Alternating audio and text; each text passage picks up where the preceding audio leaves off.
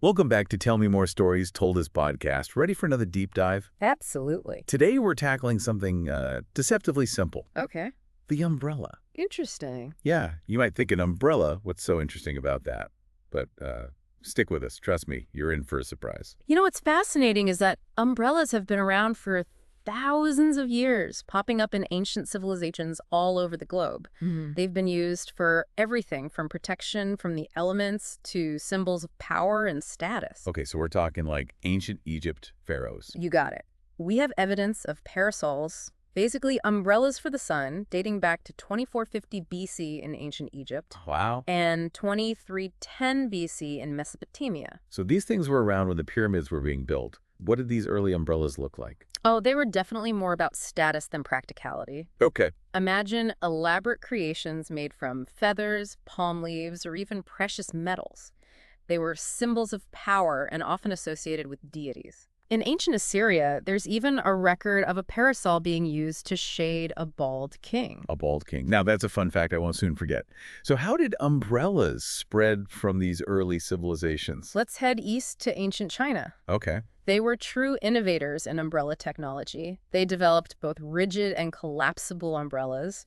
And get this, there's evidence of a design from 21 AD that's incredibly similar to the umbrellas we use today. Hold on. You're telling me the collapsible umbrella, something I throw in my bag every day, has been around for over 2,000 years. I never would have guessed. It's amazing how some ancient innovations have stood the test of time. Yeah. And in China, umbrellas weren't just about staying dry or blocking the sun. Think beautiful oil paper umbrellas, intricately decorated and used in cultural ceremonies and everyday life. They're practically works of art. Absolutely. And speaking of art and culture, we can't forget about ancient India, where umbrellas, known as chhatras, were often symbols of royalty and divinity. There's even a beautiful legend from the Mahabharata about the sun god gifting an umbrella to a devoted wife. It became a symbol of protection and divine favor. I love how these ancient stories and myths intertwine with the history of the umbrella. It really adds another layer to the object's significance. But what about Europe? Were they using umbrellas back then too? Interestingly, while umbrellas were used by the Greeks and Romans, they practically vanished from Europe after the fall of Rome. It wasn't until centuries later that they made a comeback, but this time with a new purpose. Intriguing. What brought them back to Europe? Religion. Umbrellas reappeared around the 8th century, heavily imbued with religious symbolism. Okay. They were used in church ceremonies, representing honor and authority. There's even a 16th century painting depicting the Virgin Mary being sheltered by a cherub holding a large red umbrella. So from shading ancient kings to sheltering religious figures, that's quite a transformation. It seems like the umbrella's journey through history is full of surprises. It really is, and we've only just scratched the surface. All right, well, we'll pick this back up after a quick break. Right back. We'll be right back. Welcome back, everyone. Before the break, we were talking about how the umbrella found new life in Europe as a religious symbol. But as we move into the Renaissance and beyond, the umbrella takes on a whole new role. So umbrellas are leaving the churches and hitting the streets. Tell me they weren't just for monks and priests anymore. Exactly. By the 16th and 17th centuries, umbrellas were becoming more common in secular European society. They were seen as fashionable accessories, especially among the elite. Picture this.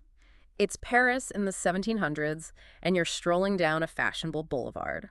Okay. The ladies are shielding themselves from the rain with elegant parasols showing off the latest styles and colors. Parisian fashion. I can just imagine the intricate designs and luxurious materials they were using back then. But were men carrying umbrellas at this point, or was it still seen as a feminine accessory? That's a great question. You see, for men, the umbrella had a bit of an image problem for a while. They were hesitant to adopt them, considering them too feminine.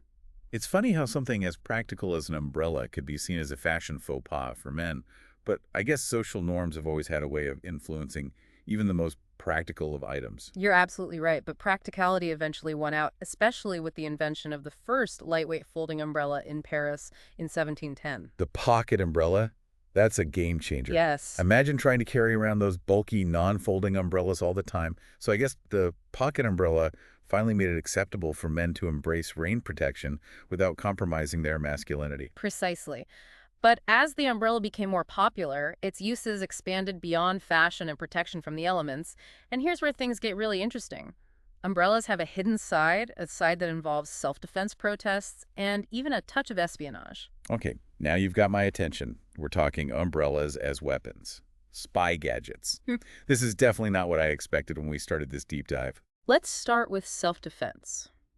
Believe it or not, umbrellas were incorporated into self-defense manuals in the 19th century. Really? They could be used to block attacks, create distance from an assailant, and even strike back. So it's like a walking stick, but with added rain protection and a touch of danger. Pretty clever, I have to admit. And this connection between umbrellas and defense isn't just a relic of the past. Think about the protesters in Hong Kong who used umbrellas as shields against pepper spray and tear gas. Those images are powerful. It's amazing how an everyday object can transform into a symbol of resistance and resilience. Yeah. It gives the umbrella a whole new level of meaning. It speaks to the umbrella's versatility and adaptability. But let's delve into the world of espionage. There's a truly bizarre case involving an umbrella that's straight out of a spy thriller. I'm talking about the assassination of Bulgarian dissident Georgy Markov in London in 1978. An assassination. Yeah. With an umbrella, how is that even possible? Well, Markov was injected with a poison pellet delivered through a modified umbrella. It was a meticulously planned and executed operation that shocked the world. That's both fascinating and terrifying. At the same time, it makes you wonder what other secrets might be hidden beneath the surface of everyday objects. It does make you wonder. From fashion accessory to self-defense tool to a weapon in a spy's arsenal. The umbrella has certainly led a more adventurous life than I ever imagined. It's a stark reminder that even the most mundane objects can be used for purposes beyond their original intent. But let's shift gears back to innovation.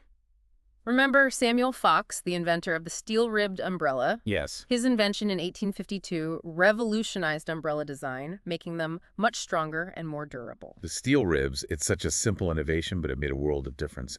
No more flimsy umbrellas collapsing at the slightest gust of wind. Exactly, and the innovation didn't stop there. We have the pocket umbrella, a Hungarian invention from 1923, which we already touched upon. Can you imagine life without those compact, portable umbrellas tucked away in our bags? I wouldn't want to try. But even beyond the pocket umbrella, there have been so many other improvements and variations. We have aerodynamic storm umbrellas that can withstand high winds umbrellas with built-in lights for safety at night, and even those novelty umbrellas shaped like samurai swords. You see, the evolution of the umbrella continues. Even today, there are designers and engineers pushing the boundaries of what an umbrella can be. It seems like the possibilities are endless when it comes to this seemingly simple object. From ancient rituals to modern innovations, the umbrella's journey through time is a testament to human ingenuity and our ability to adapt even the most basic of objects. It's been a whirlwind tour through history, fashion, self-defense, espionage, and even art. And speaking of art, in the next segment, we'll uncover how the umbrella has inspired artists and architects in surprising ways. Stay tuned. Welcome back to Tell Me More Stories Told as podcast. We've explored the umbrella's journey from ancient symbols of power to modern-day essentials. But before we close our umbrellas on this fascinating deep dive, you mentioned that the umbrella has even inspired art and architecture. Absolutely. The umbrella's influence can be seen in various art forms. Okay. Think about those iconic Impressionist paintings by artists like Renoir and Monet, featuring elegant ladies with parasols. Oh, you're right. Those paintings wouldn't have the same romantic and whimsical feel without those parasols. It's not just about blocking the sun, it's about creating a certain mood, a sense of style and elegance. Precisely. The parasol became a symbol of beauty, femininity, and even a touch of mystery in those paintings. But the umbrella's influence extends beyond canvas and paint. Let's step into the realm of architecture. Now, this is where I'm really curious. How on earth could something as simple as an umbrella inspire architecture? You might be surprised. Take architect Frei Otto, for example. He was fascinated by the umbrella's lightweight yet strong structure and used those principles to design large tensile structures. One of his most famous works is the roof of the Olympic Stadium in Munich, which was inspired by the tension and flexibility of an umbrella. The Olympic Stadium. That's incredible. So the next time I'm watching a sporting event in a stadium, I should be thinking about umbrellas. My mind is officially blown. It's amazing how a simple object can inspire such groundbreaking architectural feats. And the umbrella's influence doesn't stop there. Did you know that photographers use umbrellas to manipulate light? Really? I never would have thought of that. It's true. Photographers, especially those working with artificial light, often use umbrellas with reflective interiors to diffuse the light, creating softer, more flattering lighting for portraits. They can also use umbrellas as shields to block unwanted glare or to create dramatic shadows and contrasts. So umbrellas aren't just for keeping us dry or shading us from the sun. They're tools for creating art, from painting to architecture to photography. It's remarkable how versatile this object truly is. Isn't it fascinating? From ancient rituals to modern innovations and artistic inspirations, the umbrella has left its mark on cultures all over the world. It's a testament to human creativity and our ability to adapt and find new uses for even the simplest of objects. Who knew that something we use to stay dry on a rainy day could have such a rich and diverse history? Thanks for joining us on this deep dive into the world of umbrellas here on Telling More Stories Told Us podcast. And remember, there's always more to learn and discover about the world around us. Until next time, stay curious.